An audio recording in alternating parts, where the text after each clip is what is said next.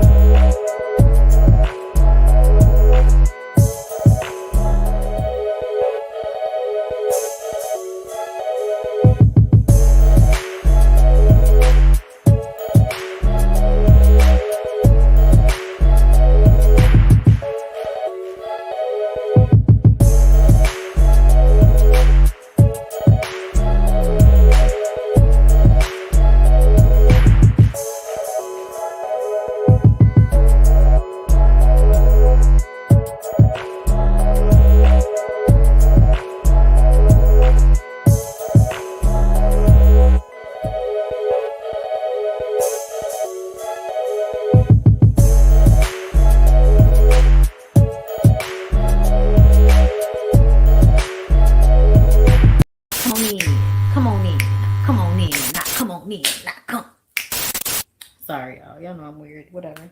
Hey everybody, what's up? It's your girl BondyBlue. So let's go ahead. Hey everybody, what's up? It's your girl BondyBlue. Okay, follow me on Instagram and let's get into the video, right? Wow. What's going on with your people? Hold up, y'all. Hold up. I hope everybody's having, a good day. I know this is a day off for a lot of people. As a Black person, I refuse to call it my own Independence Day because I feel like that would just be bullshit. So I'm going to just go ahead and say, happy Independence Day to all you white folks out there. Happy Independence Day to y'all. I don't know if y'all was telling us happy Juneteenth like that, but you know what? I'm not going to be petty. Happy Independence Day to the white folk. Okay, good for you guys. So happy for ya. Other than that, you know what I'm saying? It's a cute little day off for the folks, I guess. It's a regular day over here at my house, girl. Cause we normally this is what we do. Okay. He normally off on Mondays, and I'm normally here with you guys at some point throughout the day. So because I did not watch anything. Okay, I didn't watch anything this weekend. I had to watch everything this morning, with the exception of P Valley, because I watched that. So we're gonna talk about that tomorrow. I need to space this shit out. I actually might come to y'all for weekends on own, but I don't think so. I think I'm gonna do this, and then for my members and my Patreons, y'all will get y'all will get Love and Marriage Huntsville today after this live. Girl, I don't know why I can't get any more really clear pictures, but YouTube TV used to allow for you to get screenshots of shit. And now when I get on YouTube TV, I can't get screenshots of shit. It's quite annoying, you guys. It's quite annoying. But hi. I'm here though, girl. Hi. How are you? I hope everybody doing good. All right, y'all. Let's see. I think we's ready. Okay, to get into the commit or quit of it all, girl.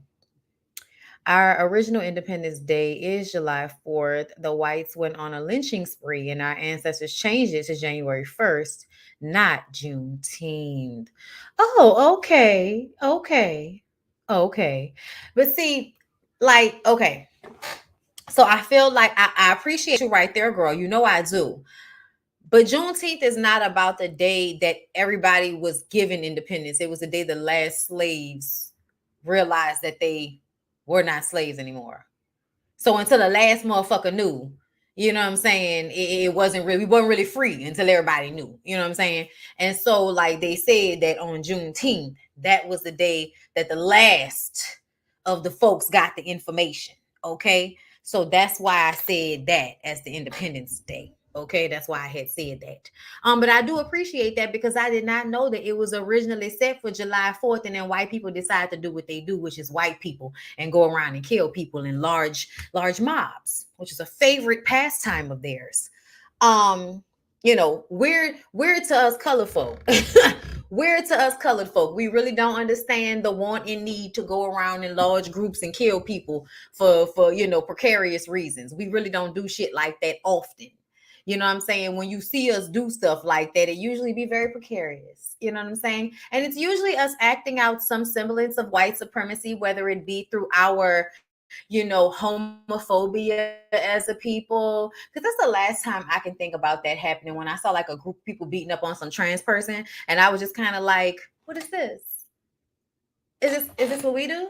Doesn't feel like what we do. But there are always those of y'all that love to just sink us down to the devil's level. Okay. But anyway, Kentucky and Missouri still had slaves after 1865. Child, everybody still had slaves after 1865 from what they tell us. Because all they had to do was put you motherfuckers in jail for some bullshit. And here y'all. Amendment 13. Okay. You know what? It's funny that you say that, Rena, because one of my favorite history teachers at LSU, I am so mad that I can't remember this lady's name, but it was a white lady, and she had curly strawberry blonde, like reddish hair. And she was one of the best history teachers I ever had. The way she like told the story, the way she talked about it, like it definitely made me remember, especially because she talked about the wars and shit. But then of course, along the years, I've always had Black teachers that have kept it a buck. So, shout out to them as well, especially my literature teacher, my African American literature teacher at UNO. Okay, Professor Bryant. Whew, remembered his name.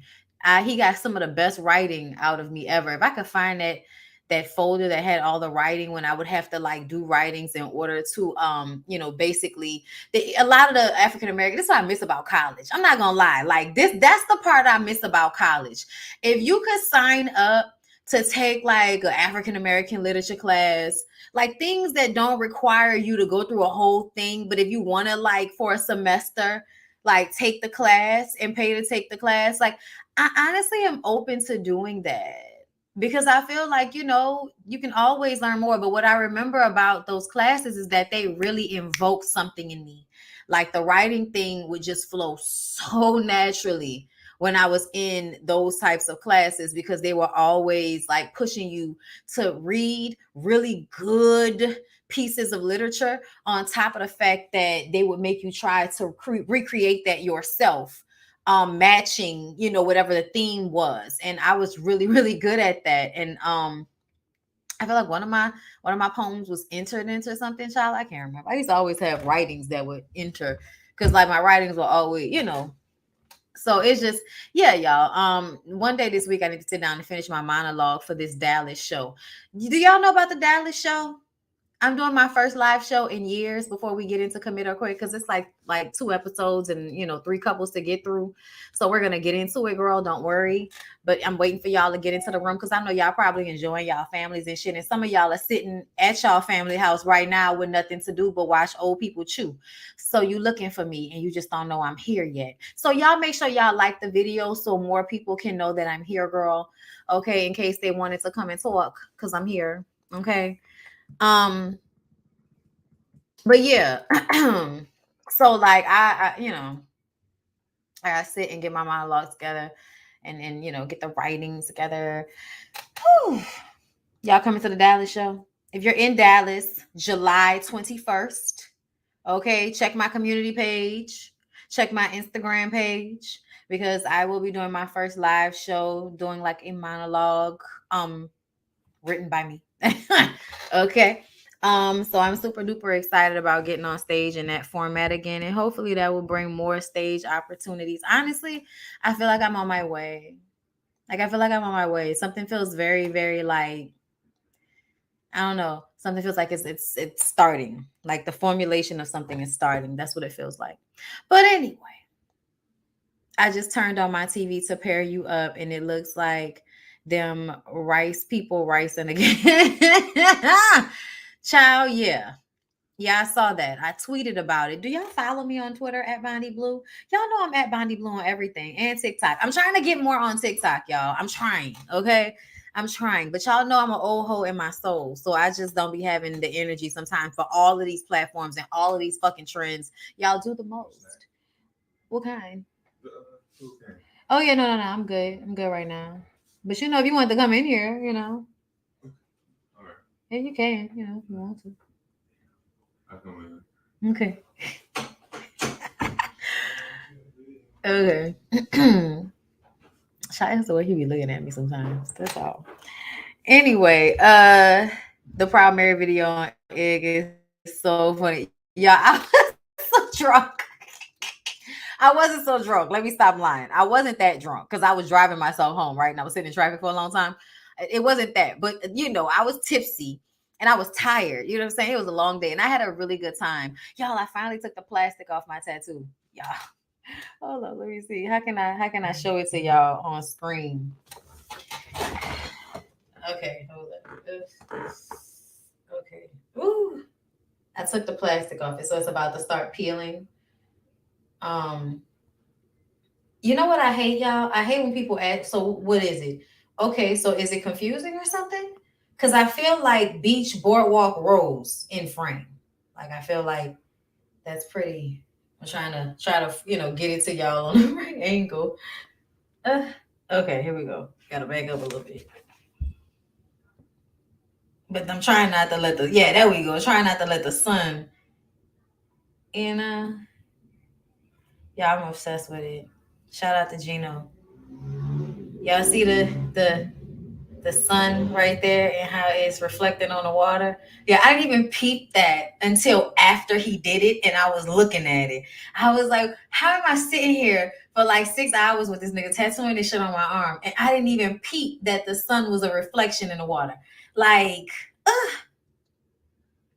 no, you can see exactly what it is. Thank you. Thank you. I was just like, the fuck do you mean? What is it? Like, it's not like it's, you know, it's not like it's, you know, ambiguous, bitch. It's not, you know, it's not an abstract piece. Did it hurt really bad getting it right there? Actually, the rolls here hurt more than this whole thing.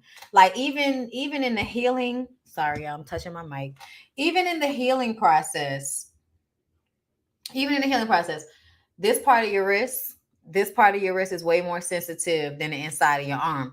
But hold up, let me take this down so y'all can see, because that's what's really causing the issue. Okay, so like this part, the closer you get to your wrist and your tendons and shit like that, This is way more sensitive. It even took longer to feel less painful. This part right here was less painful the next day. Like it really didn't hurt at all. It's still sensitive to touch because it's healing underneath. But overall, it hurts more on the inside of your arm than it does on the outside. But for me, tattoos are therapeutic. So I like the pain because there's a part where I conquer the pain, and there's a point where it's like, okay, but your skin is too sensitive. Like this whole area will swell up. And so just touching it, wiping it, it's the wiping more than anything. The wiping. Oh my God, the fucking wiping. But he numbs me. He numbs me. He'll spray something on it, sit for like 10 minutes, and then we'll come back. And then I won't even really feel the needle. Um, it's like my piece on my arm, y'all. It's more than I would could have asked for. And you don't see a lot of black girls or black people with this type of tattoo. So that's another thing I love about it. Like you really don't see a lot of black people with beaches on their arms. You know what I'm saying? Like my color, or you know what I'm saying, or darker or lighter. Like you just don't see it at all. And I was just like, no, fuck that. I was like, if green can show up really bright on my skin, then we're gonna make that blue work.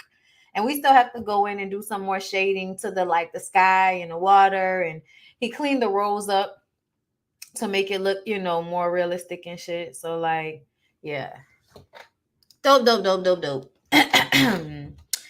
I just had a tattoo in the same place. It didn't hurt much. Near your wrist definitely hurt more. Yeah. Where's the pressure points? I'm just wondering. I don't know about pressure points, but like I go through a process with my tattoos to where like at the beginning, at the beginning of this session, it was worse because this was still sensitive, and he went in and reshaded and did some more line work on my rose first. That hurt. Spray that, numb that. Start on the next piece. Next piece didn't feel as bad. Did the line work? Easy peasy. It was once he got to the shading of the water, that was when shit was like, okay, you're gonna have to spray me at some point. Cause now I done went from my good to my sweet to now I'm getting back to the bad again. So my sweet spot is once I set through like a nice little bit of pain, I stop feeling it as much. And like, I don't know, like I just get real calm and I stop feeling it as much. And I just kind of like, it drifts into like a different space for me. That usually lasts for a nice little bit of time. And then by the time we get to the end of the tattoo, most of your arm is swollen and sensitive as a whole. Like even the skin on the other side of your arm hurts by the time you finish this type of work, so that's why I was just kind of like, spray me so you can finish this fucking shading. And Gino don't play. Like Gino wants to get this shit done. Okay. Gino wants to make sure, it's done when you're leaving, unless it's like a really large piece. So I was there from like noon until like 7:30, something like that. Well worth it though. Well worth it. But yeah, y'all, let's get back into the shows because that's what y'all are here for. Y'all ain't here to hear me talk about my tattoo. But anyway, so Shanika and Corey. Shanika and Corey were 2 weeks away from their wedding. They're worried about disappointing everyone with not getting married. They are still fighting about how disorganized she is, and she wants him to help her be organized, but she doesn't keep it up. So it's like, so do you want a lover and a secretary? Because if you want a lover and a secretary, Shanika, just say that. But I don't know if Corey gonna be a lover and a secretary type nigga. He may not be secure enough to be a helpmate to you in the way that you need him to be. Because there are men that feel secure enough in themselves that helping their wives doesn't feel like some, hurt to their manhood or some shit. But there are a lot of niggas out here that will be of assistance to their woman in her greatness and then start to resent her for it and be mad at her about it. And Corey was kind of feeling that type of energy to me. So Corey feels like he can't be himself when they go out together, because she makes him feel insecure because he's not because this nigga's probably used to being the big guy down to the bar, and she takes him to an event, shout out to Tisha, and, everybody's like, who, worrying about who she is and what she has going on, and they don't really know him, and he's standing in the back like Lorenz Tate in the Rain on Me video.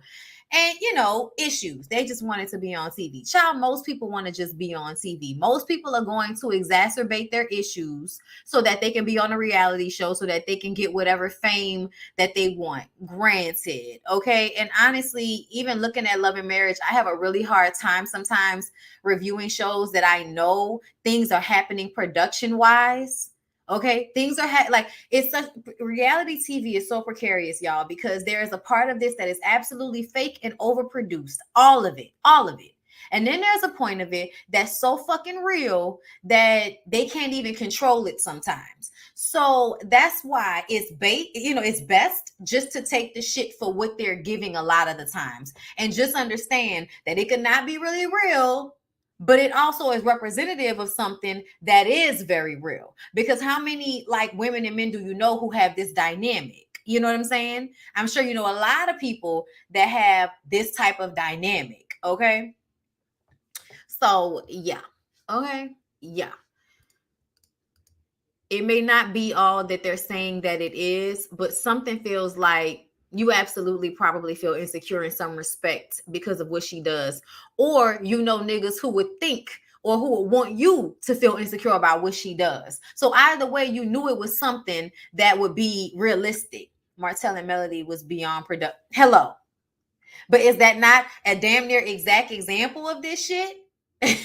You see what I'm saying? So like essentially, you know what I'm saying? You just gotta just roll with what they're giving you if you're gonna watch the shit. Like, it's entertainment at all times. Understand that. But we all know that a lot of these situations are realistic for the people who are, projecting, and also for people who are watching. And that's the teller.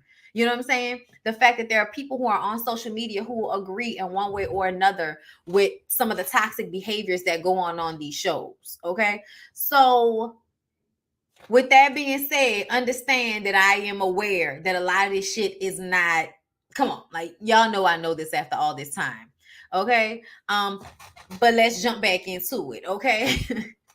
So Corey feels like he can't be himself when they go out together. She didn't realize he was feeling so insecure. And she says that's beyond her. And honestly, I like that she said that, because I can't do anything about you feeling a way about me and how I am and in my work, especially if I'm not cheating on you. I'm not doing anything to disrespect you. And this is just the way you are feeling. That's the way she said it. But then he explained this scenario, which honestly sounded like bullshit to me, because it didn't make quite sense the way they explained it. And this is probably where the fake shit comes in. He says a guy approached her and was a fan of hers and wanted to buy her a drink.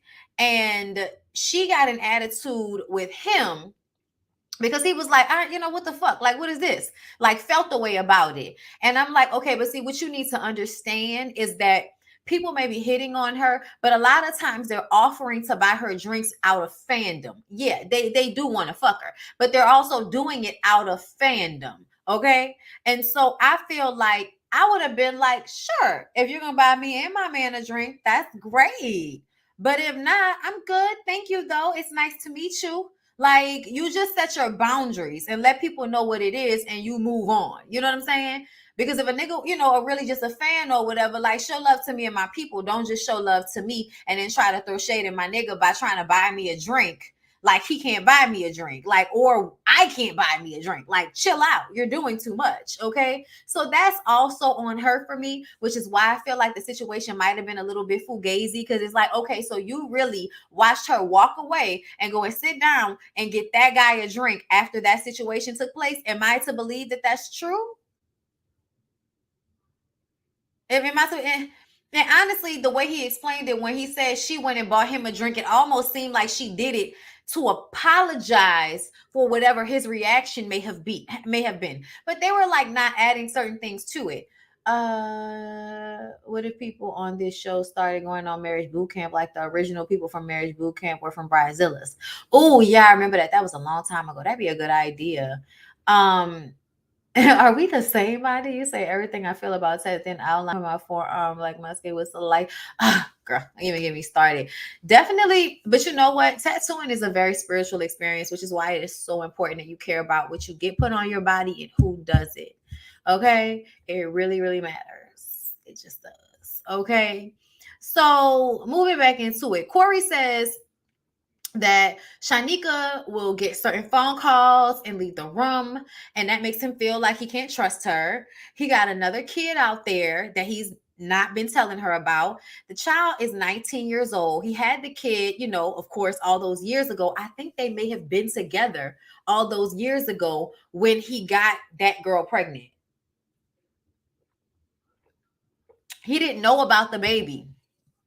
He didn't know about the baby, and he's only known about his son for a year. But it's a year he hasn't kept it a buck with her about it. So to me, for one, you could lie about something so big. Okay. And then for two, the fact that you probably were cheating on her when you conceived the baby the first time, because if the baby's 19, that's 20 years ago. That's right around 1999, 2000, 2001, when y'all was together the first time, before you decided to focus on your career. Okay. So I feel like they were leaving that part out of it a little bit. Like they didn't even discuss that. If it was a possibility that this child was conceived while they were in their relationship the first time around. And I feel like they didn't want to talk about it, because then it would have made Judge saying yes or commit kind of seem stupid a little bit.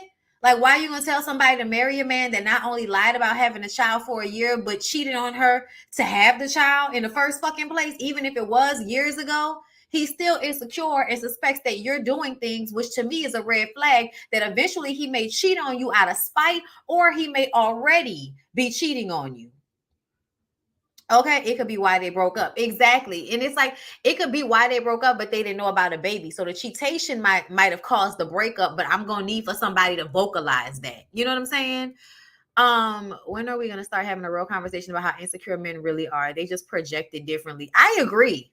I totally agree. I agree. And I feel like that's because in this society, a man's self-esteem is not built off of anything like solid. It's built off of everybody else's understanding, perception, and projections on them. It's not built on them exactly in their own, how they feel about themselves, their education, their understanding of the world, how they feel about their bodies, how they feel about their intellect, how they, how they relate to other people. Like, a lot of women's self-confidence comes from the way we feel about ourselves.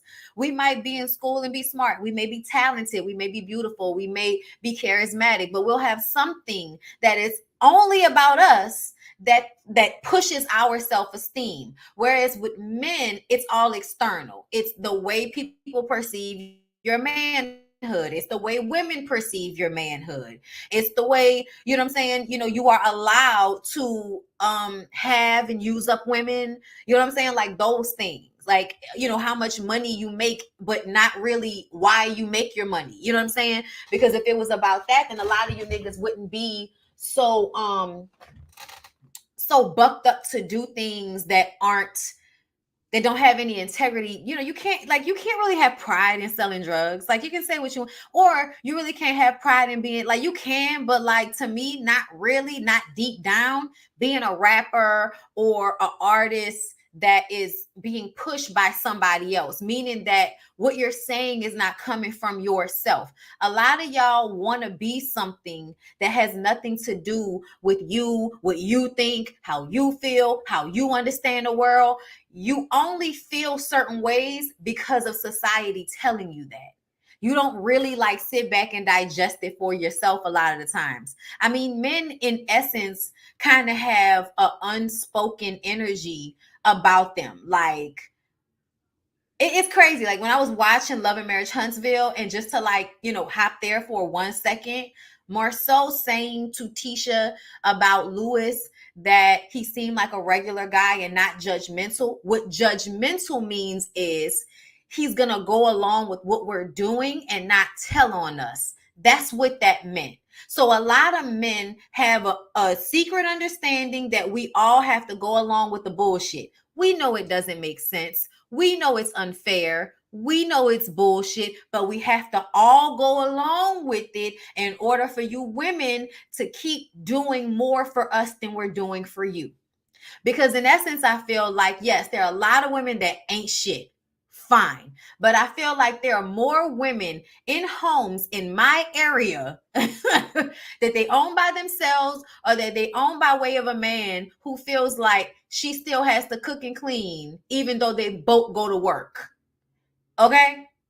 He can cheat from time to time, but she better not step out on their relationship. Even in these, like, and I'm talking about regular everyday people, y'all. I'm not talking about the microcosm of social media that depicts, the worst of us all. I'm talking about in regular everyday households and families. The conversations are very much what I see on Love and Marriage Huntsville. Women diminishing themselves, not being as full and great as they can be because they have to make sure their man feels secure first.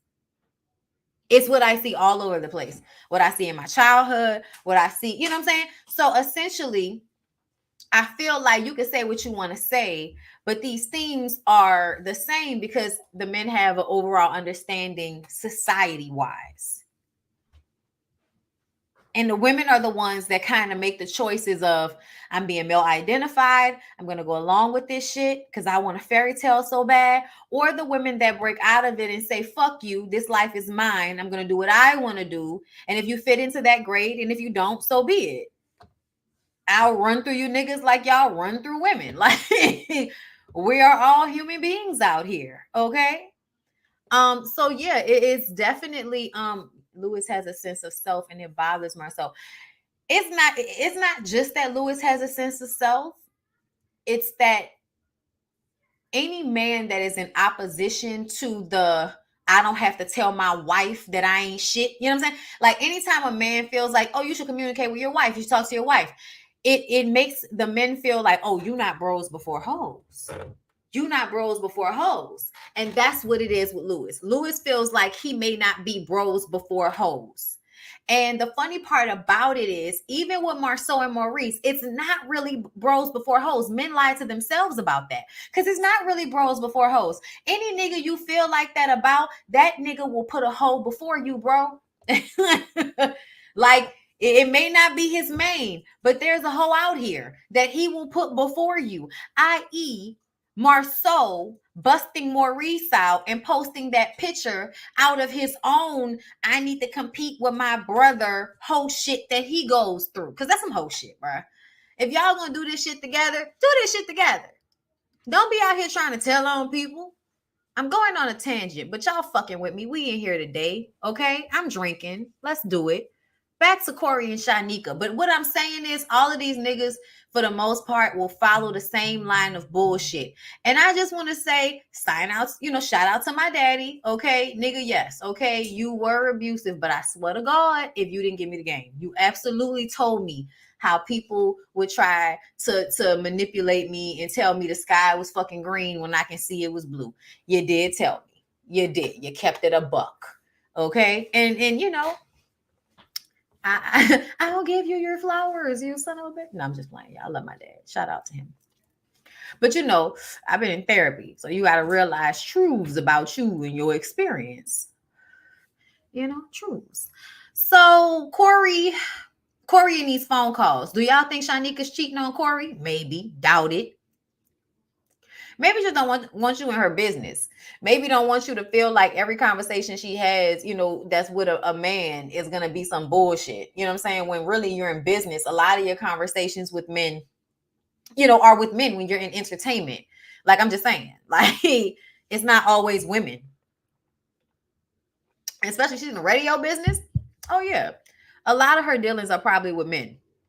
And you seem to be insecure just about being in a club with people that are fans of hers. So maybe she walks out of the room because she don't want you, overreacting to her conversations. Who you talking to? And all this crazy shit.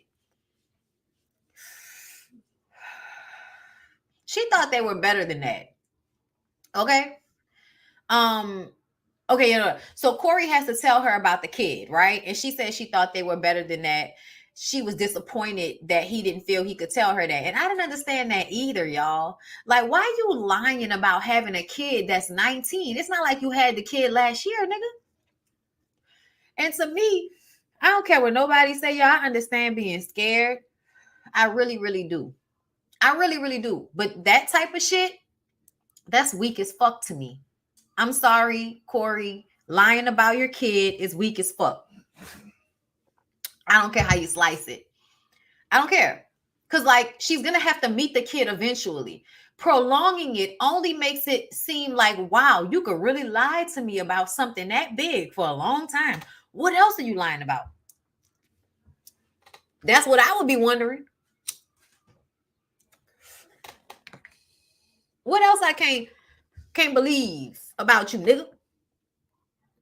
She had to digest that shit, so she ended up leaving him at some point. Judge talks to Shanika and Corey again, and they know it's gonna take more than love for Shanika to forgive. And Judge goes to see her when she's by herself, and she says that this has happened before with the dude hiding a kid. Excuse me, that was triggering for her. Okay. She never thought it would be him though, because of the friendship and a long-term relationship that they have. Like, nigga, I've been knowing you since back then. How can you lie about a kid to me? Y'all, I'm not even gonna lie. If that's true, that would blow my head off, y'all. That would be like this nigga having a kid and me never knowing about it. And I've been knowing this nigga since he was 22. Like, you can't, nigga, we what? Girl, what? That don't even make no sense. I'm sorry, y'all. That don't even make no sense. Anyway,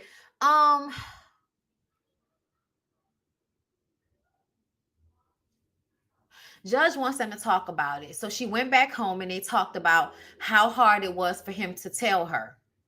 And I'm like, I get that, y'all. I so get. Like, that's a hard thing to tell somebody.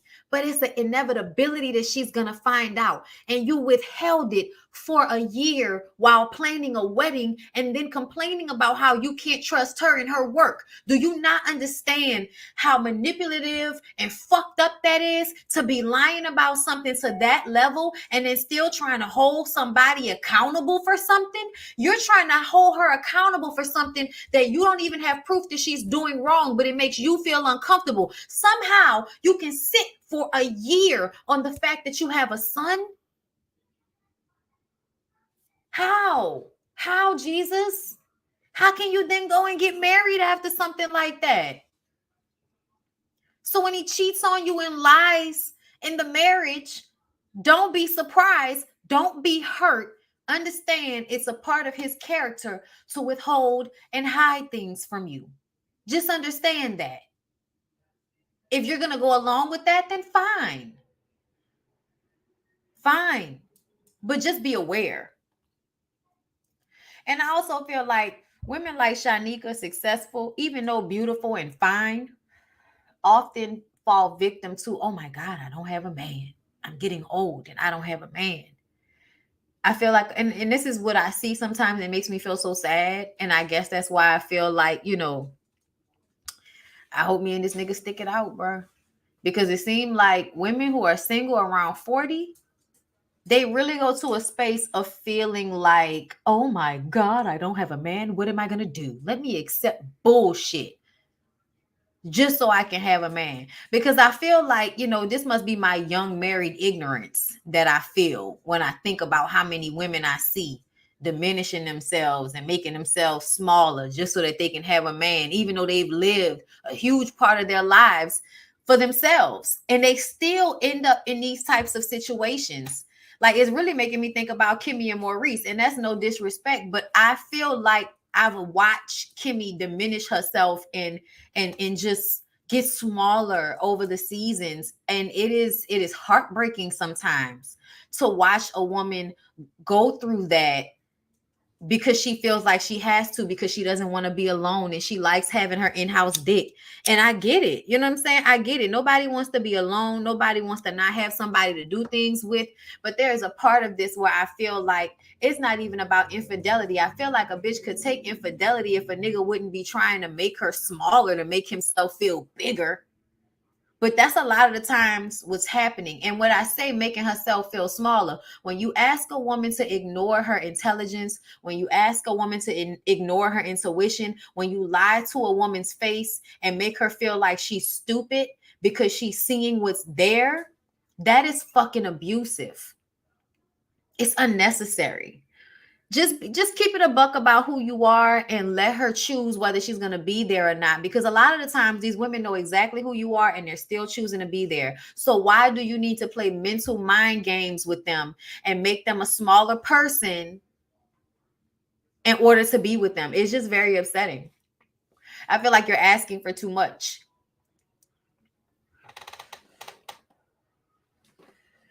I don't think it's the age. It's always been within, and they've allowed society to dictate their worth. The only reason why I say the age thing is because I feel like when the women, like, they're single for like a long time, right? They are about their careers, they make decisions for themselves, and they had the mindset at an early age not to have a man distract them, right? But they get to this age where they've gotten all of this wisdom, and then they actively choose to now decide to not use it because it feels good to have somebody. But it also feels like, shouldn't you have learned that you could be by yourself until you find somebody that's not asking that much of you in return for what you're getting? You know what I'm saying? Like, yeah, no, she does know. That's why I say actively choosing. You know what I'm saying? Like, and don't misunderstand me, because I know young girls make these, but I just mean, like, you would think that at a certain age you've gained this understanding that you shouldn't have to deal with certain things. You know what I'm saying? Like the understanding that, bitch, I could be by myself until I die. You know what I'm saying? Like, because if you are a woman who looks like Kimmy, you always gonna be able to find somebody to fuck. Like, you know what I'm saying? Or you somebody look like Shanika, you always gonna be able to. There's always a nigga that's trying to come and be a, a homosexual, trying to give you some dick for a place to stay. And maybe you could do it for like a week or two, and then send them on their way when you get tired of them. Like, instead of staying in like fruitless relationships with people that are there to use you just so you can have some warm dick from time to time that's honestly being shared amongst the community a lot of the times. And it's still asking for you to dumb yourself down. It's just, I don't know. Sometimes when I see it, I just kind of be like, is that what the future? You know what I'm saying? Like, is that my future? Is that gonna be me? Am I gonna talk all of this shit in my 30s and get to my fucking 40s and be like, bitch, you was so wrong. You was so wrong, girl. You was so wrong about it, girl. Now you see. Now you see. Like that. Like, I hope that's not me, y'all. I'm praying about it. I'm praying about it for real. Yeah, it's saddening when logic and wisdom go out. Yes. One of my worst fears is feeling like I would ever make myself small to feel love. May sound weird, but I don't think that people set out to do these things. They fall in cycles. I hope I know. That's what I'm saying. Like, it really depends what was instilled in you as you were maturing into a young woman. It never crossed my mind at 40 that I was missing out on marriage. Crystal, I love you. Young girls are being tricked, but older women are settling. Okay, see, come on, Mel, talk about it. Talk about it. It's a word. That's why I love the way my older sis is. She's almost 60 and she was sending in Japan. Yes, my older sister too. My oldest sister, baby, has the best fucking life. And it's because she refuses to shrink herself for anybody. She refuses to like be less for anybody. And then the people in her age range, the men in her age range that's probably at her power level, her financial level, they're gonna expect some type of extra submission to make up for what they bring to the table as a professional. And I feel like, no, because I'm bringing that to the table too. Suck a dick. So, shout out to my sister, okay? Shout out to my sister, bro. My sis, my hero, my God. Yes, I feel you on that. Like, her independence has always made me feel a sense of safety because she did it. I could, you know what I'm saying? I'm not gonna make anyone love me or like me. How they feel does not represent me or how I move. All right, Laquisha. Kimmy definitely fell out, and she is smart and beautiful. I've been alone for 4 years. Love you, Bondy. I love you too. I love you too. Okay. So they went and got married, y'all. Just because basically judge says they should commit for whatever reason. And we got to see their wedding. Crystal XO was there, Phaedra was there, Eva was there, some other people were there that I cannot, remember their names. But the scene in Atlanta, like it was, it was popping. So they got married. Great for them. I hope they're happy. I hope they're able to work through whatever their real issues are. If the issues they presented on the show weren't real, you know what I'm saying? But ultimately, I feel like Shanika isn't going to deter in her career. I think she's probably reached where she's content in that, and it's only just maintaining and growing it to its potential. But ultimately, I don't think anybody will get in the way of her doing that. I don't think Corey would ask that of her, because I think at some point Corey is going, if he hasn't already, is going to realize there are perks to who she is and what she does, and is going to support her in doing so he can continue to receive the perks and be on the good side of this with her. Because why make yourself an adversary to a woman's dream in her career, which gives her sense of self? Because if she's 40 something years old, I'm going to hope that she's going to choose herself over you if ever you make her choose. And sometimes you niggas be trying to make people choose, i.e. love match Atlanta, Kelly getting engaged so she can bring her ass back to Detroit with Chris. That's what it seemed like. I hope they happy though. Let's move on to the next couple. Child, Demi and Kenny. Demi and Kenny upset me. Can I tell you that? Demi and Kenny upset me because it didn't make sense. Okay? So they have been together for 25 years on and off.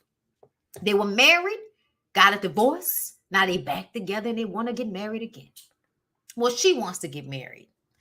She's studying to be a psychologist after years of being a cosmetologist.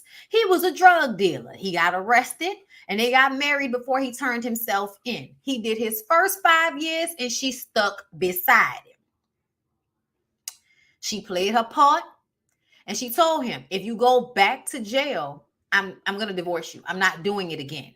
That's what she said.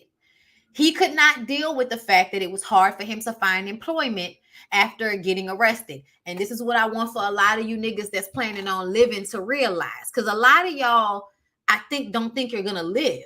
Y'all think y'all going to get killed early or something. I don't know, niggas who sell drugs. Y'all don't watch me. But in case there's a drug dealer that watches me, quit before you get caught. Because they're going to make it hard for you to work. Okay, unless you can get into social media. But these days are different. But the niggas of Kenny's, era, they really made a huge mistake in thinking that they were going to live for a short amount of time.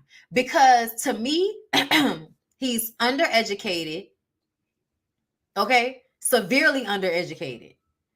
And it's really, really like, y'all, it blows my mind the way women prioritize the wrong things. You want a hood nigga. You want him to have money. You want him to be able to dick you down. Okay? Great. But at some point, you're going to be fucking 50, going on 60, and you're going to want to retire, or you're going to want to spend more time with your spouse, or you're going to want to have life to be a little bit more easier. And it can't be, because Kenny has spent most of y'all relationship in jail and therefore not building a work history that would make it easier for y'all at this point in life. Because people are never thinking that far ahead for some reason. I mean, just people, regular people, I feel like sometimes don't think further ahead into their decisions sometimes. And it's a mistake, okay? It's a mistake to not think about next step at some point, okay? Because this nigga chose to go back to selling drugs. It was already hard. And he went back, got arrested again, and did an 8-year bid. That lady started dating another man and filed for divorce.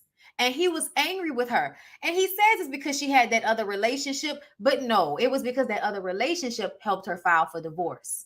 Because she probably didn't want to do it until somebody caught her attention and made her feel what she wanted to feel. And that helped her move the process along quicker. So he attaches those two things. But the truth of the matter is your relationship was over when you got arrested again. And that lady told you she wasn't doing that shit with you. And now you're telling her that you don't want to marry her because of that. How dare you? How dare you? Like, it's insane to me. I literally feel like if this woman was not in this man's life, he wouldn't even have shit right now. Like, they're acting like him having these two jobs. Oh, she needs to be appreciative of the fact that I work two jobs. Nigga, fuck your measly two jobs that you wouldn't have had to work if you didn't go back to jail a second time. I said it's measly, babe, because I'm sorry, babe. I know, because it is hard work, and I'm not discounting it. But I feel like you don't get to weigh that up against this lady spending all of those years of her life going without affection, going without physical touch, raising your 4 children by herself, paying for everything by herself, putting money on your books, talking to you, and staying a part of herself staying in prison while having to be out in the world and take care of 4 kids by herself. And you telling her about appreciation for your 2 jobs that you working? Do y'all hear that? It's like, I just feel like the unmitigated gall of you to feel like you deserve a pat on the back because you got to work harder now than you would have if you had made better decisions when she asked you not to do this again. 5 years, that lady said, don't do it again. But you know, niggas like you don't have no real pride about yourselves because you would rather go back to jail and have to protect your asshole than go work at McDonald's or Burger King until you can get a work history where you can get a job somewhere that will pay you better money. Instead of doing nothing and then selling drugs so you could bring some money into the house so you don't feel bad about living off your woman, but then you're going to send your ass back to jail and still have to live off of her because who's putting money on your books? Who's spending money on the phone? Y'all know it costs to call, right? It costs to talk. It costs to put money on your books. It costs to come and see you. What about when all of the 4 kids want to talk to your fucking ass? And you got the audacity to be mad that that lady said enough at some point and made the decision that her life should be about her, talking about we best friends. How we best friends if you care more about you and your ego than you do about me and depleting me and me giving up my whole fucking life for you already and you still asking me for more before you will give me marriage? Are you kidding me? Are you kidding me? She has already proved herself 100 times over. To me, she proved herself the first time she did that bid with you. She don't have to prove nothing else. And the fact that she felt like she had to, I agree with her friend. I felt like she should have let that nigga go and let him go live his life with somebody without the resentment of being with a woman that he's mad that left him at some point and went and did something for herself. Let you go and be with the man that may be a little bit more on your level. But the dick must still be good. The dick must still be good. That's what I'm going to chalk it up to. I'm going to chalk it up to the dick still being good and you wanting your kids to see their parents together at some point. You know what I'm saying? Hello, restitution. Okay. Most men are not patient enough to acquire money on an every week basis. That's why they turn to selling drugs because the money is quicker. But yeah, you don't like, but you're so, huh? Yeah, no duh. That's what Larry said. I was like, why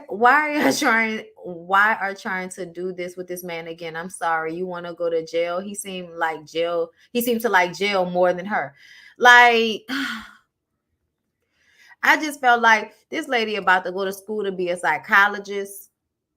This man is going to have to really rise to the occasion for her to be satisfied. And I think her friend knows the version of her that's not tied to a nigga in jail. Y'all, it's crazy. It's crazy because, like, you can understand how 2 people could be connected, right? But you can also feel like at some point your connection needs to change. And if he can't be a friend to you, even without being your man, then y'all don't need to be together. You know what I'm saying? Because it don't make sense to me for him to still be mad at her about her being with another man and divorcing him after he went back to jail for 8 years. That lady basically spent 20 years of her life waiting on you to get out of jail. Like, that's wasted time. Y'all, when they were showing the pictures of her when she was younger, I was just like, this lady really wasted so many years of supple skin, not getting no affection, not getting no real love, not going on no trips with your man when you in, prime bikini age. Which I feel like you in prime bikini age whenever you want to put on a bikini, bitch. Okay? Okay, listen, because no, Bondi gonna be in her 60s still giving you hoes fever. Okay? Foot on that. Until I die. That's my plan. Okay? Multi to the sun die. But at the same time, I feel like these are the years of my life when I am most able, physically, mentally, emotionally. And so I would feel like I had done myself a disservice if I spent that much time being loyal to someone or putting myself in a cage with someone who decided that they wanted to make bad decisions. I did not make those decisions. I did not sell drugs. I went to cosmetology school. I did hair. You know what I'm saying? So, like, I feel like essentially women will feel like their love for a man means they need to be loyal to a person when they go through something like this, instead of realizing that a person that will make that type of decision despite their love for you means that they don't deserve your loyalty. At some point, selling drugs was more important than being with you. So they need to understand that you are more important than them to you.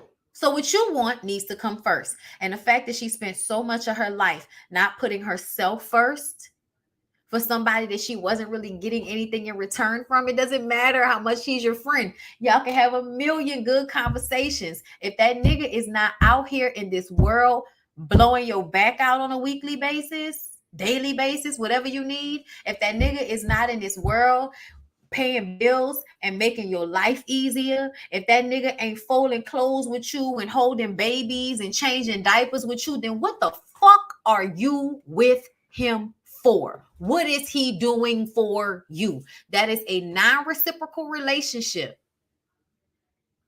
And she spent a great deal of her time in it. And I feel like this is the end where she feels like she should be receiving something from it. But now you got to deal with a nigga that's been in a penitentiary all this time. So he working 2 jobs, not just because he has to pay off restitution and try to get himself to a financially comfortable place, but also he's doing it because free time makes him feel like he wants to go back on the streets. When Judge started talking for him and saying how the streets was calling that nigga, I said, bitch, if you don't let him go, he almost 60 something years, let the fucking streets call him. Let them call.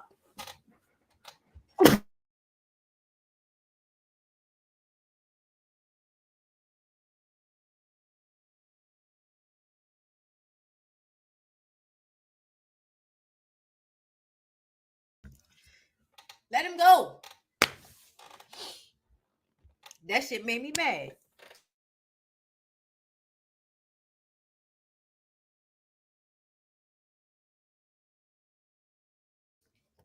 Y'all know how, like, when you drink something and it get caught in your throat? Okay. Like, yeah, it was the cough. It was the cough. I'm not crying. It was the cough. She chose the drug dealer from jump. He admitted he's still struggling with idle time. Thank you. It's old. Thank you. He admitted he's still struggling with idle time, so she needs to question herself, not the man. No, she needs to question them both. She needs to question them both. Was she aware that he had gone back to selling drugs before he went back to prison for a second time? If so, I see his point. I don't know. But I know she said to him when he got out, if you go back, I'm divorcing you. So I don't understand what you mean you see his point. Because once I tell you I'm not staying, if you do this again and you do it again, whatever I do, what are you talking about? I told you. She needs to let that man get his life together while she continues to pursue things in her life. That's how I feel. I was mad Judge told him to stay together. Me too. I am. Child, she hit me in my throat hard. Oh.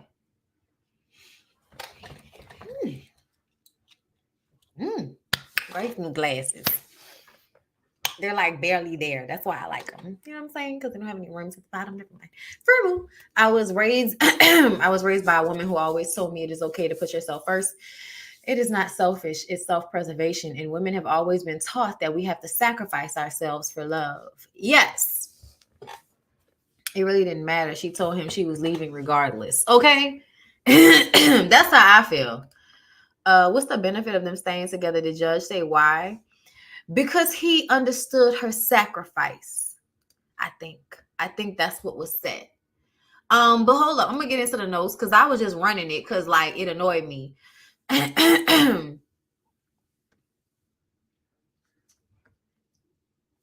Now that he works all the time, she feels alone.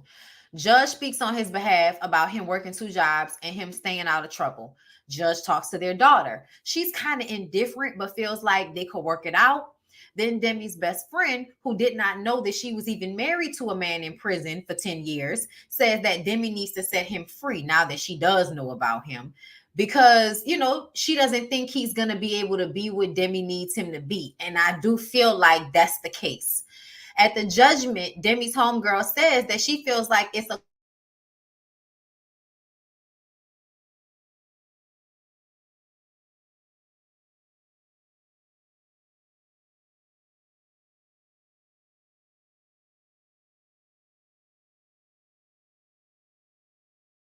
was supposed to make this a stream, for everybody or whatever on the website. I've been forgetting. I keep saying I'm gonna do it and then I forget to do it. Can y'all hear me?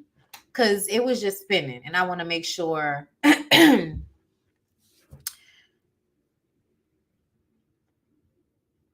Story hit home for me. I was in a 10-year marriage with a man who spent more time in jail than he did with me and our kids. Child, that shit is. Ooh, I feel like niggas be making a choice, and I feel like at the end of the day, once you've made that choice, you should live with it, and you shouldn't expect other people to live with your choices. Are we good now? Okay, we're good. So, like I was saying, now he's at work all the time. She feels alone. Judge speaks on his behalf about him working 2 jobs and him staying out of trouble. Judge talks to their daughter. She's indifferent, but feels it can work. Then Demi's friend. She didn't know about Kenny for 10 years. She said Demi should set him free. Judge talks to them again. They seem to be on a good page. He just wanted her to stop nagging him. Judge is worried that he can't get rid of his resentment towards her. At the judgment, Demi's homegirl says they should quit. Demi wanted to speak for him, but her friend said, let him speak. Demi seems to think that her friend, I think her name was Lavon, but she seems to think that Lavon thought that Kenny couldn't speak for himself. She was like, yeah, she asked me to be quiet, but I guess she didn't know that Kenny would speak for himself. Girl, she knew Kenny would speak for himself because he was about to before you interrupted him. But she wanted Kenny to be a man and speak for himself. See how your mind is warped in a way? You don't even realize that a part of letting this man be a man is not speaking for him and also not making excuses for him. So if he's going to put his foot in his mouth, let him do it. Let him do it. And stand there and be the woman willing to be with him anyway. Stand in it. Stand in it. Because at the end of the day, if you feel like there's a benefit to being with Kenny, talking about he your best friend, okay, I understand that. I'm with mine too. But essentially, mine doesn't make me feel like, I feel like yours makes you feel. Different situations, niggas from different times. I got that. But I just need to understand, like, why are we doing this? But she about to go to psychology school, so we'll see. We'll see how long it takes for her to unwrap, because once you start learning about people's isms and you realize how really all humans kind of repeat the same few traits over and over and over again, and there might be some different variations, but essentially it's the same 4 archetypes over and over and over again in every human being. That's why we're able to study human beings. Okay. So I feel like there is a level of this that is very textbook. And when she figures it out for herself about how whatever she went through in her childhood is why she is enabling a grown-ass man and settling for him when she possibly can have more. Okay. Hold up. They say Kenny said something else. What Kenny said? I work with Kenny. We're watching you now.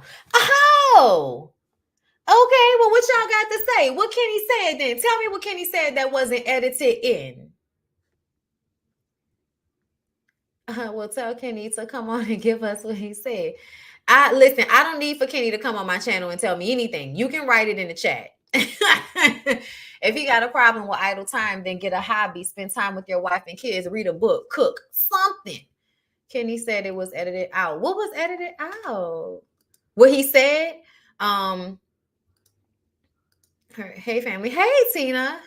We watching it together. It was filmed in March. Okay. Kenny is a good guy. I didn't even know he was divorced. Listen, I'm not saying that Kenny isn't a good guy. Okay. There's a difference between, you know what I'm saying, somebody being a good guy. But that's why I said she needs to let him go. Because no matter how good a man is, men have unrealistic expectations of the women that they're in relationships with. They expect for women to sacrifice and sacrifice and sacrifice and sacrifice and give and give and give and give. And they only have to give a little bit. And whenever women decide to take back what they've been giving, then all of a sudden the woman is fucked up.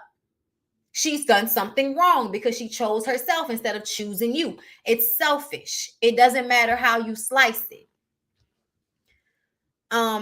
It's not that I don't see that Kenny is a good guy, because I feel like that's in essence why she loves him, because she feels like he's a good guy. And you can tell that it's not like a negative, like a evil energy. Like, it's not like a menacing energy. There are niggas out here that are very menacing to me. It's not that, but it is unmitigated, ignorant gall. That's what it is. And it's what society allows for men to have. You know what I'm saying?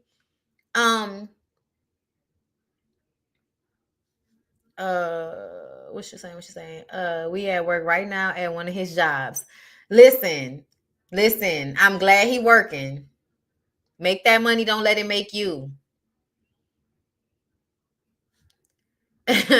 But yes, no, if you want this read, you can get it.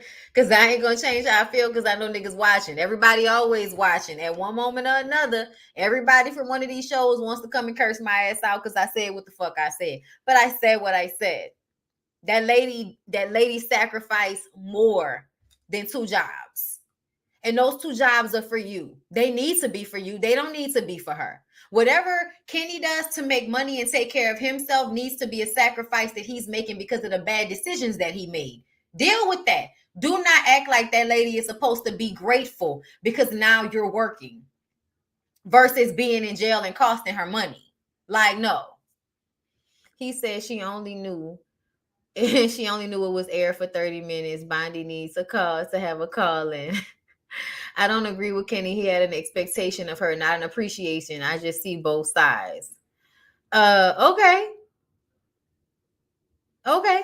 It's not that I feel like I see both sides as well, but I feel like it doesn't matter how you slice it.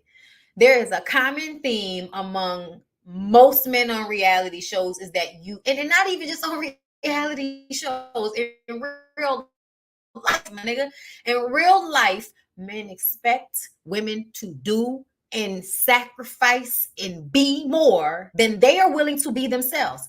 And I know for a fact he said that on the show, because he said that he would have not been faithful to her, but expected it of her. And I know he didn't even really care about her cheating like that. He, at some point, fucking other people wasn't the most important part, even though you don't want to hear it. The most important part was the fact that she chose herself and decided to let you go, because then it made you feel alone in your decision to do what you did, which was go back to jail. And listen, at the end of the day, you know you made the decision to go back to jail. I don't have to tell you that, because you remember the moment that you decided to do something that got you put back in jail. And you probably had the moment in your mind that was like, let's not. But you know what? I'm going to do it anyway. And I'm just, as I'm getting older, I feel like as a younger woman, I had so much more like patience and understanding for men that ended up in these pitfalls. But now that I'm older and I'm looking at shit, I'm feeling way more like my dad about how niggas make decisions. And those are the decisions that they have to sit in. You know what I'm saying? And you can't expect everybody to have to pay the piper for the decisions that you made. I don't even care if she chose to be with a drug dealer. So what? So what? That means I'm supposed to give up the rest of my life because I chose to be with a drug dealer? Go to hell. I can choose to be with a drug dealer for a few years, and then I can choose to be by my fucking self or move on and be with a nigga. I can choose to do whatever I want to do at any moment that I want to do it. And I feel like Demi should have felt that way too. Okay? I feel like once Kenny went to jail, Demi should have lived her best fucking life however she wanted to do it. And when he got out of jail and could be of actual use to her in the real world, then yes, be with the man. Figure it out. But all of them years of holding niggas down while they in jail, just so they can not feel like they're alone. Yeah, no, I can be on the phone with you sometimes and not give you my life. We can be on the phone. I can answer your phone calls. I can be there for you. And I can still not give up my life to you in the way that is being asked in order for loyalty to be felt. Go to hell. Ain't no loyalty in this shit. Ain't no loyalty in this shit, man. Once you ain't here, ain't no loyalty in this shit. And if you know that that's what it is for a man, know that that's what it is for a woman, whether you want to agree with that double standard or not. Exactly. We're just having this conversation with someone over the weekend. At 32, my patience is different. I have more boundaries. Yes. We know how drug dealing relationships go, especially at that age. That life comes with expectations, right or wrong or indifferent. That's game. And she was a willing participant. Like, what does that mean, Elaine, when you say that she was a willing participant? What does that mean? What does that mean? Because to me, I feel like you're saying that because she chose to be with him, that means that she should have what? What should have been done differently? Let me know. I'm curious because I feel like I don't give a fuck what I was a willing participant in. I did not sell drugs. I can sloppy toppy and have babies with a nigga all the fuck I want to. And guess what? When I decide I don't want to be there anymore, I don't care who you are. I can decide not to be here anymore. That's what y'all don't understand. That's what y'all don't seem to grasp.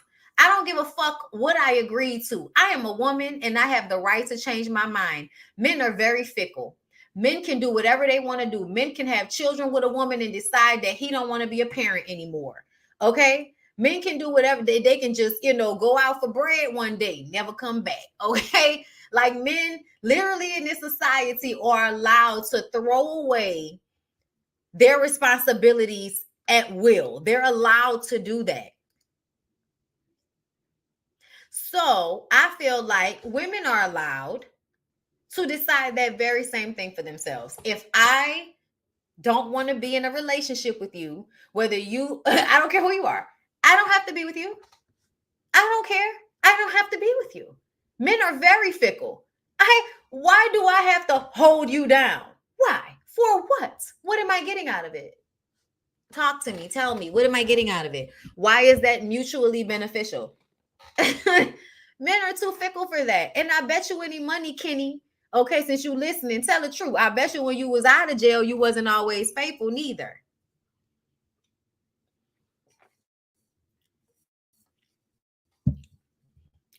Okay, lie to me and tell me you were.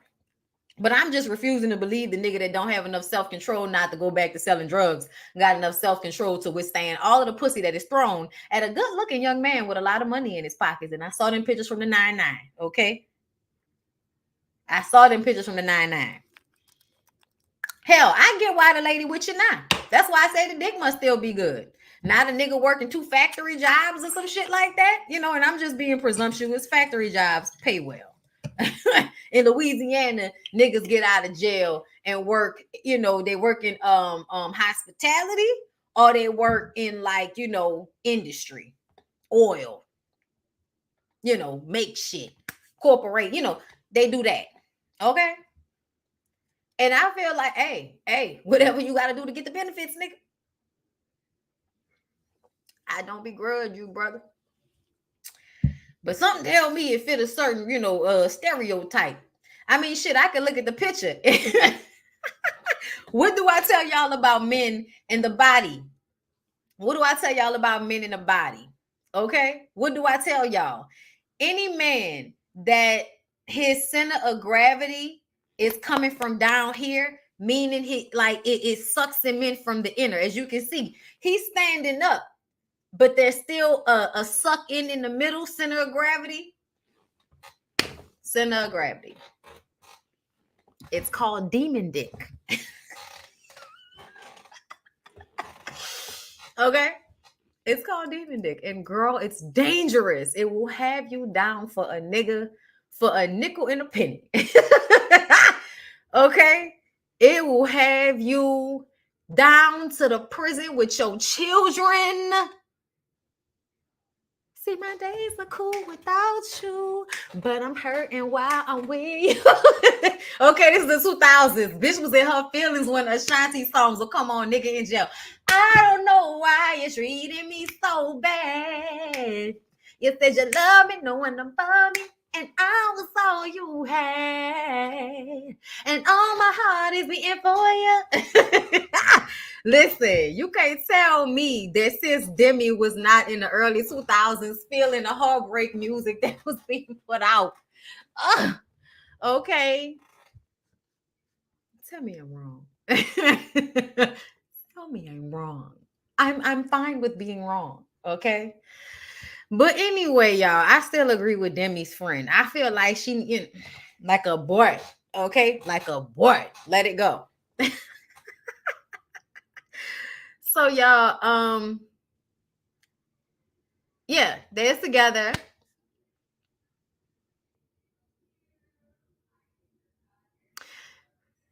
She understood his sacrifice. I mean, he understood her sacrifice. They kept it together after all of these years. Their daughter dug up their old rings, which was super sweet. They got remarried. Okay. And listen, if that lady happy, that lady happy. And I'm just gonna assume that the sex is good. And if the sex is good, then I have nothing to say. Because a lot of, I feel like a woman that has been starved the dick for such a long time, I swear for God, if the nigga is her best friend and it's the best dick she know, then go ahead and marry it, even if you could have, done a little better for yourself at this point.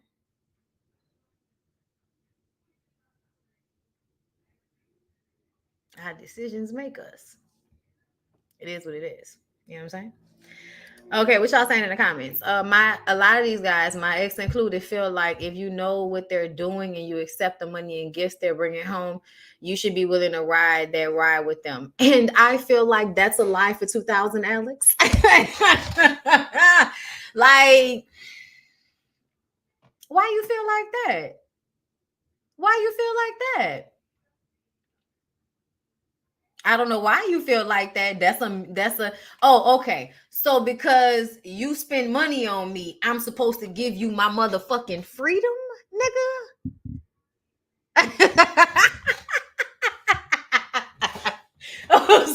I'm sorry. I couldn't imagine.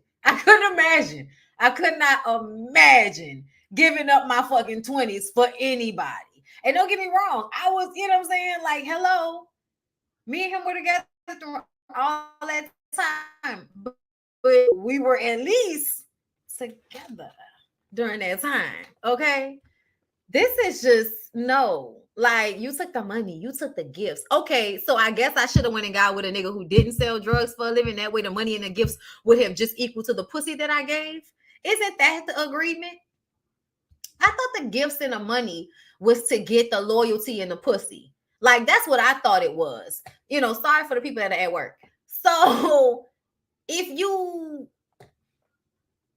did the drug dealing and you made the money and I got the gifts and you got the pussy, then our equal exchange happened. Our exchange happened. Okay? Because you gave me money and gifts and I gave you loyalty and vagina. That happened already. Now you're in jail. You're no longer giving me anything now. So why am I giving you my freedom along with the one that you have to give to the state? Exactly. Oh, sir. Oh, sir. Child. I'm going to tell you something, and I'm going to say it again. That's for women that didn't have no daddy. Okay? Or if they did, he wasn't there. or he wasn't worth shit. No disrespect to y'all. But anybody that had a daddy should know that no, we're not going to convince me that's something I have to do. No. If I want to do it, but I don't have to do that. Are you out of your mind? People love to find the woman's fault in these situations. I love this point of view from mine. Yeah, you know why? Because I've seen women in real life make these types of sacrifices, and niggas have this sense of entitlement about themselves that they're owed this. And I don't care. You're not owed anybody's like freedom. Like I don't owe you like my voice. I don't owe you my air. I don't owe you my pain. I don't owe you my pain. That's insane. And women feel like they should go through some pain for a nigga's love. And it's like, but what is that love equal to for you? I don't live in a space of not being reciprocal, y'all, in no situation. And I'm a very giving person. I'm a very loving person. And it's boundaries I've had to put in place because you will not do me like that. You will not have more expectation of me than you have for yourself. And to me, it doesn't matter how you slice it. Most of these men have more expectations for their women than they have of themselves. And if you don't expect more of yourself than you do from other people, that shows you have low self-esteem. You may not equate it to that, but that's exactly what it means. Child. My brothers were street cats. The youngest did 13, and he had no idea the burden that placed on our family. And Bondy, you're right about the other women. My brothers was hoes, entitled hoes. I've seen it too many times, like in real life. Like in real life, y'all. In real life. And another thing, that nobody talks about, but the shit. Y'all, I got somebody that I love. Okay, somebody that I love, y'all. He ain't there. He ain't there no more. Sometimes he in there, but he ain't in there no more. And it's because he love to hustle so much. And the shit that you got to do in that hustle takes away from you. But that's the decision you make. And then when you get older, you realize that everybody that was telling you that wasn't the way, they was right. They was right, but you didn't want to listen. And so now you got to deal with it. And that's real hard. That's real hard for men to deal with. That's real hard for people, period, to deal with. That their decisions can be detrimental to them and to the people around them. They don't understand it. They feel like they should be able to make this mistake, and because they apologize, it should be all cleaned up. And that's not how any of this works. You know what I'm saying? So they got remarried. And you can say what you want to, but we all know that lady gonna continue to be more and give more in that relationship and be expected to. And she's agreeing to it, So like I said, Mr. Kenny, I hope I'm right about your center of gravity. And I hope you make that lady happy most nights that she chose to give up so much of her life for you. But that's what she did. And let's be clear, you selling drugs was not you giving up nothing for her. Okay? That was you taking the easy way out because shit be hard out here for niggas. I get it. But at the same time, give the emotion now. And we're moving on. So Mimi and Charles girl. I'm so glad she told Mimi and Charles to break up. Okay, I'm so glad that Mimi and Charles broke up, child. Okay, both in social media, yet she has trust issues. Hold up, y'all.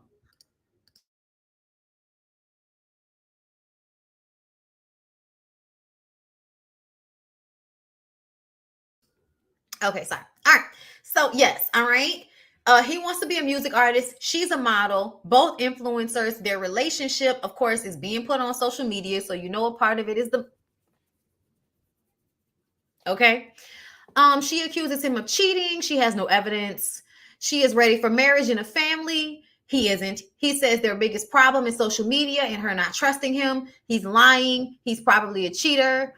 He probably likes the attention he gets from women on social media, and so he indulges in that. Even if he's not really cheating, like physically putting his dick in somebody, he's sending dick pics, he's having sexy conversations on social media, and that's something he's probably going to continue to do because it feeds him in some respect. It's a boundary crossing for her. Okay. So I feel like if it's not something she's also engaging in as a social media influencer, then she probably needs to find somebody else, because he's not going to stop doing that. What else? She still talks to her ex. Her ex treated her, apparently, I think this is the ex who treated her so very, very well. And she's still talking to him. Do you miss him? Why are y'all not together? Maybe that's the relationship you need to revisit since you're still talking to him, even though your dude Charles knows about it. Okay. So you were either doing it to hurt his feelings, or you were doing it because you still have feelings for the ex. Why are you not with the ex? Is the ex still in the streets? We need to talk about that. Judge speaks to Mimi on her own about her childhood. Y'all, Mimi's childhood is extremely depressing to me. Her mom would send her to her dad's house, okay, as one of them moms that's like, nah, nigga, you gonna take care of this kid. Go ahead, come get your kid. Okay, go on with your daddy. And I respect that because I feel like that's how I would be. According to Wikipedia, Who's Your Daddy is an online multiplayer parody simulation video game created by Joseph Will. Stop. Okay. I'm sorry. I feel like I would be like, go with your daddy. But at the same time, I feel like you got to be sure that the nigga is somebody that could take your kid. You know what I'm saying? So her dad was on drugs. So one day her mom found her at the park when she was 4 years old with no socks, no shoes on, playing in the rain with the other kids. It would probably be hard for me not to kill that nigga. I'm going to just go ahead and tell you. It would probably be really hard for me not to kill that nigga. You know what I'm saying? Because do you know what could happen to my 4-year-old little girl? Nobody around to protect her, and she's walking around the motherfucking hood and no socks and no shoes on. Oh, sorry, y'all. I just saw my daddy in my face right quick. Ooh. Y'all seen P Valley? Y'all seen that scene with Woody? That's what comes to my mind. I mean, you shouldn't do shit like that to people. But essentially, it would have been very difficult for me not to like, I would have to like dig deep and think about the reason this man is on drugs now, because I'm sure there's some really good reason why this man is on drugs. You know what I'm saying? But like, I would have lost my top if I found my little girl walking around at 4 years old like that. Okay. But anyway, outside of that, the daddy's on drugs. So of course, no, he's not active. She was found alone at 4 years old. It was because he was, not active. He's not paying attention to the baby. He going to the park to get drugs and then leave her there to go get high. And now she on, on the playground playing with no shoes and no socks on. I imagine that's what happened, because niggas used to meet up at the park to get drugs. So her brother, who was a father figure, 17 years older than her, he got killed in front of her. Ooh, stop. Oh my God. Ooh, yeah, no, that's a lot, Mimi. That's a lot, my girl. Like, even talking about it, I was about to start like, I could feel my feelings like going where that goes, and I don't want to go there. I don't want to go there. Get off me. I don't want to go there. Ooh, like, because I don't know anything about that, but just the idea of that makes me want to burst into tears. When Judge was talking to her and Judge is sitting there crying, because it's like,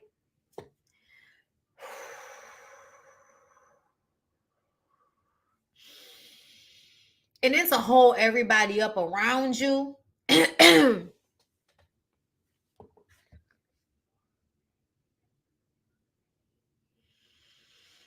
That's why I don't like how niggas like to compartmentalize women and put them in a whole box. That's why I don't like it.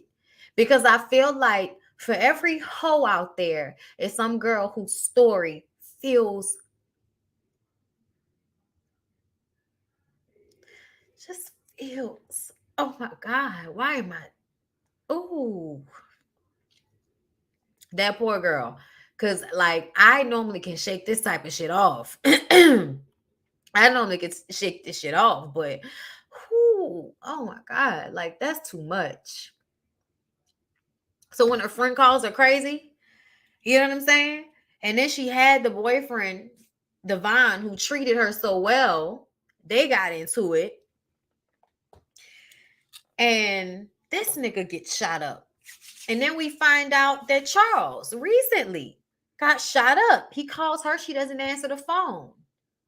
And now everybody's feeling like she's so wrong. But it sounds to me like she shuts it down with people because I can't take any more loss. To me, I almost feel like, because like that's a young girl thing to be blocking people all the time. But when they told the story, it was like she was wrong because she blocked him and he needed her. But the truth of the matter is, I feel like that right there is God. Her blocking him and not picking up the phone when he called in that moment, but him still being okay, God. You know why? Because she does not need to be witness to that type of trauma again. I don't care that that's her man. I don't care that he needed her. Nigga called the ambulance. Call 911. She did not have to or need to go through that type of trauma again for a third time in her life just so she could be there for a nigga. When at the end of the day, her being the person to pick up the phone when he called wasn't going to save his life. Requiring that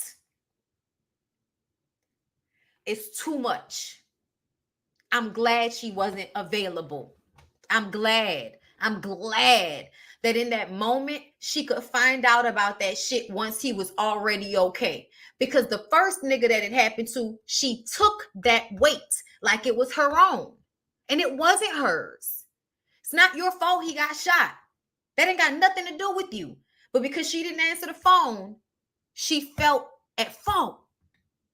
And then she would do the same thing with this nigga. And no, she didn't need to be the person. I'm sorry, y'all, but a person that has already dealt with the neglect of first of all, watching somebody you love be on drugs is like watching somebody die slowly. That shit is traumatic within itself.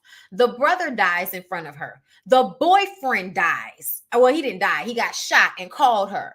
And, you know, she blamed herself that he got shot because she didn't answer his calls because they had gotten into a fight. Then you got this nigga not involved in no gang shit, but gets shot up. She's the first person that he calls, and she didn't answer the phone for once because she decided to block the nigga for whatever young girl reason. I'm blocking this nigga. And now y'all are telling her that that wasn't cool because she wasn't there for him when he got shot. Not thinking about the fact that her own trauma was re-triggered. And she didn't have to re-trigger herself for him.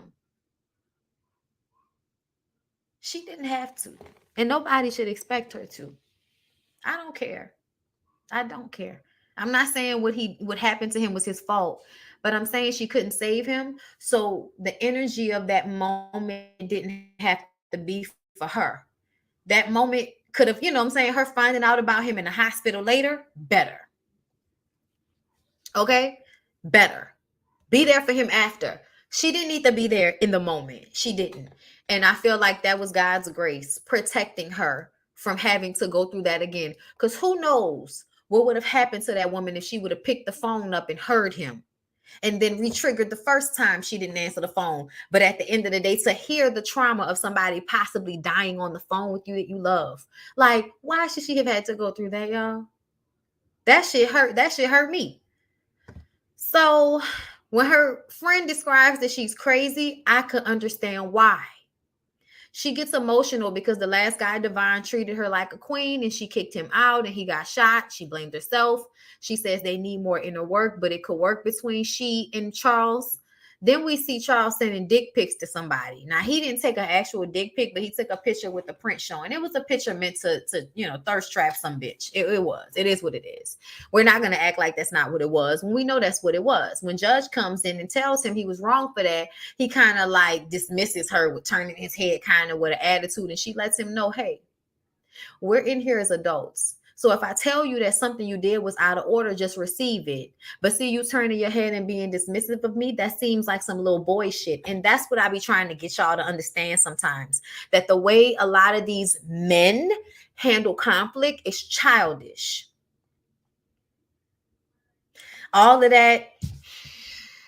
Don't make me feel that way when I'm communicating with you, because I can stop communicating with you and then we'll see how this works out. Because niggas always want to talk about a woman nagging them. See, if you are a woman that hears from their nigga that oh, you always nagging me. You always nagging me. Stop. Don't remind them of anything. Don't tell them of anything. Anything that's their job in your household that you have to always remind them to do, stop reminding them and then just let the shit happen. I know it's annoying. Let it happen. Let it happen. And then when they ask why I don't want to nag you. It's not petty. It's the facts. Because niggas need to understand that it doesn't matter sometimes how a woman tells you something. You don't want to be told to do anything because you don't want to do anything. You don't want to have to do the shit. So even hearing it is annoying to you. So instead of understanding that this is just what you have to do, just do it. You want to fucking throw a fit about it. So for me, I feel like stop asking, start detaching.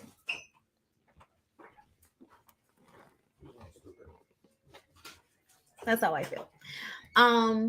What's going on? What's happening? Where are you going? Oh, so you're bringing him in here? You want me to take him out? No, he's fine. All right, y'all. Judge tells hold on. Yeah, Judge tells him taking the pic was wrong. He looks away disgusted, and Judge says that's some little boy shit. Take the criticism. Trial date, Judge says as business partners and friends, it sounds great. But as a romantic couple, it's a no. Okay, Judge feels like they need to just go ahead and break up and let it be what it is, because she could not think of any romantic reasons why she loved him. And that's because the relationship was about codependency. She found out that she could make money with him and he was good enough and maybe the sex was good, whatever. But the relationship wasn't built off of anything substantial. And that's because a lot of times niggas don't bring anything substantial to the table when it comes to mental and emotional, meaning you can't have a real conversation like that. Not all the time. Or if you are making conversation, it comes from a very selfish place. It's not about engaging with her. It's about getting your point across. You know what I'm saying? So for me, hey, boo-boo. What's that? Not too much. How's your day going? Why is Google talking to me? Google, be quiet. Like, bitch, why are you talking to me? Where's the talking? Let's turn it off. The mic's off. Go to work. Charlie Brown. Okay. But yeah, I'm glad they broke up, child. That's it. That's all that happened. That was it. That was all three couples. They broke up. They need to break up. They need to be together. It was foolishness from the very beginning. I tell you, foolishness.